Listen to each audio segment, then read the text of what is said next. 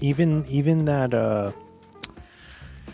the double cross where the king is basically stripped of his title, but he's supposed to in script wise in the universe, of course, DDP is supposed to lose, and then the showrunners like, no, fuck that, like, you're taking the belt, fuck the king, I hate that guy.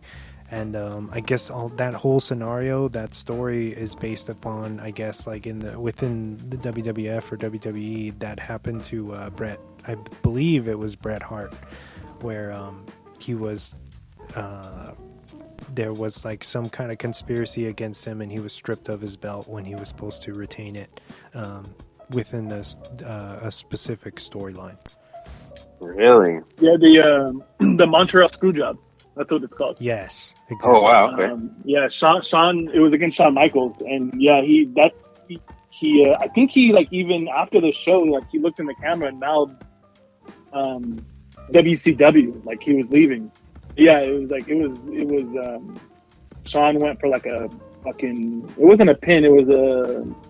Yeah, but yeah, they basically fucked him, and that was one of the reasons why he left to WCW. Do you think with the way they're bringing in, I know you know about this, or both of you, the WWE, they just signed Logan Paul to a couple match contract, and he just fought, didn't he? In the it was SummerSlam. The SummerSlam, right? Yeah, he with like, the Miz. I hate to fucking say it, and I fucking hate him and his brother, but he looks like he's gonna be like good. Like that match, I don't know if you can go back and watch it if you have Peacock, but watch that match. It's fucking good. Like, he has the natural ability. Yeah, he has the highlights from that match on his Instagram. That's how I saw it, or I found out about it. I didn't even know it was happening. But he both of them, they're athletes. I mean, if you want to hate them people hate them all you want. I get annoyed from them quite a bit, but you can't ignore the fact that they're pretty athletic in what they do. But do you think that's kind of a way for them to pull in more views, signing Logan? You think that's part of their strategy? Oh, hell yeah. Because he has such a huge fan base on Instagram and YouTube. I'm sure they're already seeing those. I haven't seen the SummerSlam numbers, but I'm pretty sure they saw jump in those numbers. But yeah, I think that was a big part of it. But yeah, it was a good match. Like, he fucking put him through a table. It was badass. I gotta admit, he knows how to perform in the ring. I'm sorry if you like him, but I feel like I really dislike The Miz, so I was kind of rooting for Logan in this in that aspect. I think that's what makes him so good, is because you dislike him, and that's the part he's supposed to play. Yeah. Like, he's good. He's a good in-ring performer, and he's like good on the mic, and that's why people fucking hate him. It's because he's good at his job, basically. Good at being a heel. I just remember him from the challenge, and then out of nowhere, I'm like, "What the hell? He's a wrestler now?" Yeah. I'm like, "That's Mike the Miz," and then it's like, "Oh, he's called the Miz now." And I just thought it was hilarious when I first saw him on WWE, and I'm like, "No way!" But kudos to him. I think he's won every belt in WWE twice. That's crazy. And I think he's the only one to ever do that, like, in the history of WWE. Well, he's a showman, so he knows what he's doing, and they know what they're doing by keeping him around. Yeah. Didn't he say something recently where he's like, "I don't have little balls, I have big balls"? Yeah. It's this whole storyline going on right now where Logan Paul, he basically said that he had little balls. So his wife is a wrestler, The Miz, and she comes out with these big silver balls that are like jewels. And the crowd chant throughout the matches the last couple of weeks. they chant like tiny balls, and they're like he has like shirts now. The Miz actually wears shirts that says like I have huge balls. So Oh my god! fucking awesome. What did you guys think of the ending? Did you like it being like that kind of like Rocky style like story arc where the king does kind of come back and get back to the top? He kind of climbs his way back to the top. I think for this, that's the only for this type of movie that's the only like direction you can kind of go. I don't think it would have been successful or as successful if he didn't win the belt back. In my opinion, but yeah. What do you think, Ryan?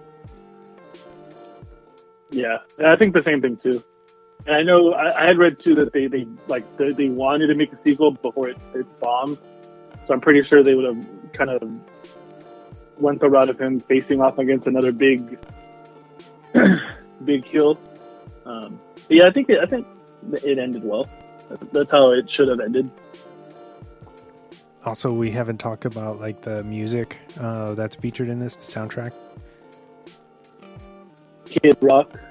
Yeah, you have Kid Rock, Lit, a bunch of staples in the early, like late 90s, early 2000s, kind of alt rock, I guess. I think I saw Lit like in 2007 or 8. Years after they were like they kind of died off. Yeah. And I'm gonna be honest, I fucking enjoyed the show. Like they sounded really good. How about Michael Buffer? They actually got him to do it. I mean, I feel like that guy was in like. I mean, they had to, right? They better. I mean, come on. That was probably half the money it cost them. Yeah, I was gonna say that was all the budget right there. I like the Miss Mackenzie, that old lady. She's like, whoop Diamond Dallas, why whoop his ass, his candy ass. Is she she's the lady from Wedding Singer, right? Mm-hmm. Is she? Yeah, she is. Where she's like, they're like, yo, the two friends are like, yo, we're going to WCW Live tonight, and she's like, bring me back a shirt and make sure it's a tight one. And Gordy's like, that's gross. Oh my god, yeah. She kills it. All right. I guess John Cena made his film debut in the locker room scene, although it is a non-speaking role. Really? That's crazy. How old was he? It was before he was even. I think he wasn't even signed to WWE yet. Oh, okay. I guess Rose McGowan actually went on record saying that she hated working on this film, hated every aspect of it, and actually threw the script in the trash 3 times before changing her mind. Wow. Money talks. Have you seen, did you stick around to watch like the outtakes and stuff? Yeah, the bloopers? Yes. Did you see when that scene you had mentioned when Gordy's talking to Sasha and he's like staring at her boobs? Yeah. And he keeps on saying all those like, he's like, wow, they're so big and round and everything, and then like he keeps laughing. And then, Rose McGowan kind of turns around to the camera and you could tell how uncomfortable she was with David Arquette. Yeah. And like that makes so much sense now, like that you said that. I'm like, oh, she looks like she hates David Arquette like so much. And just from you saying that, I was like, okay, that makes sense why like that look she made. Because I think she even says like you're freaking me out or something. We have to think about like probably all the stuff that she was going through now that we know about the Harvey Weinstein stuff that was happening. Right. So, and I feel like this is one of those movies where you can tell that they're just, it was a different time where you could get away with stuff concerning women and like the cast just kind of reeks of being immature in a lot of ways. Mm-hmm. and I feel like it comes off. Yeah, but that's just me. Very on brand for the era of wrestling as well. Yes, Yeah. just non-PC as hell. Yeah. Yeah, for sure. If we're giving this a rating, what are we giving it? I'm gonna be generous and say a 6.5. I'll give it a 7. I'll give it that Oh wow! 0.5 just on the nostalgia of Right. being set in 2000s wrestling era. Yeah, I think me and you are in the same spot. I'm kind of like teetering on both of those scores there. So but if I were to say like an official score, I'd probably say 7 as well. But yeah, I think the nostalgia of it and everything, I think is what swayed me to give it the 7 that I don't think it deserves. But nostalgia. So what are you gonna do? Yeah, for anybody who might be listening to this and they're curious, whether it might be morbid curiosity or not, check it out. It's on Stars. Do we have any plans for next week? Do you guys have anything? I'll leave it up to one of you to pick our next focus. Did you have anything, Ryan? Just Blind Spotting. That's about it. Okay. A movie I hold very dear to my heart. Yeah. Now check out Ready to Rumble if you haven't. If you want to, like I said, you can play it on in the background. You don't even really have to watch it if you don't like it that much. But yeah, if you haven't seen it, like I said, in a few years or a decade or so, put it on and just remember the good old days of WCW. But yeah, I think that's it. Awesome. So, James, where can our lovely listeners find us? Oh man, so we are Drop the Mic. We are a San Diego-based podcast. If you didn't already know that, you can find us pretty much anywhere that does play podcasts, on any platform really, whether it's iHeartRadio, Spotify, Apple Podcasts, Google Podcasts, a handful of other ones that I'm blanking on right now. But if you are listening to us, please give us a 5 stars, a thumbs up, a positive review, whatever the case may be. And also share us with your friends, your family, your coworkers. If you think they're going to enjoy these episodes, we have a huge catalog, a back catalog of episodes that we've done in the past. Check those out as well. And we also have an Instagram that we are attached to at @dropthemic_podcast that me and Wes are both running at the moment, and comment on what our weekly focus is. If you like the episodes, if you hate the movie, if you love the movie, whatever the case may be, comment there. And you can also request future episodes that we on films that we haven't done yet. And I think that's about it. We also have a Twitter, but I am not too familiar with the Twitter handle. I know, Wes, you know it more than I do. What is that Twitter handle? It's at @DropTheMicPod. Yes. So follow us there as well.